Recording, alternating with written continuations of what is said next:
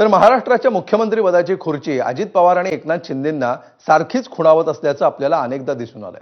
आता पुन्हा त्यांच्या हितचिंतकांनी मुख्यमंत्रीपदासाठी आर्जव केल्याचं पाहायला मिळत आहे।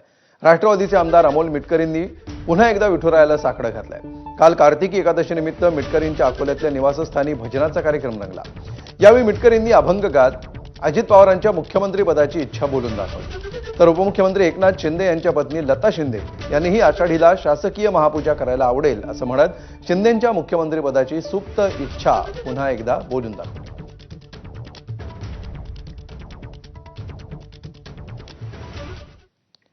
तर अमोल मिटकरी आणि लता शिंदे यांनी शासकीय महापूजेबद्दल नेमकं काय म्हटलंय त्यांच्याच तोंडून ऐकूया।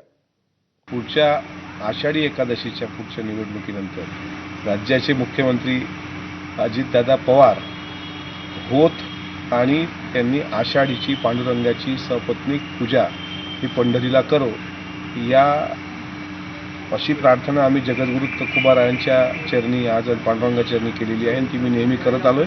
माझ्या प्रार्थनेला लवकरच यश येईल अशी मला शाश्वती नाही। आता देवाची जशी माऊलीची विठ्ठलाची जशी आम्हाला आशीर्वाद आहे तसा आशीर्वाद आम्ही त्याच्या चरणी येऊन मस्तक चरणी ठेवू। असं कधी विचार केला अशी पूजा सगळ्यांना मिळून करायला मिळेल दोन्ही पण आषाढी आणि कार्तिकी? मी तर बोलेन माझं सौभाग्य आहे विठ्ठल आणि दिलेलं की त्याच्या चरणी मला दोन्ही पूजा भेटल्या। ज्या आरती कार्तिकी पूजा आमच्या हातून घडली त्या आरती साहेबांना पूर्ण ताकद देणार देव विठ्ठल। हा आवडेल ना, कोणाला पण आवडेल, मला काय सगळ्या जनतेला आवडेल। थँक्यू। आषाढीची पूजा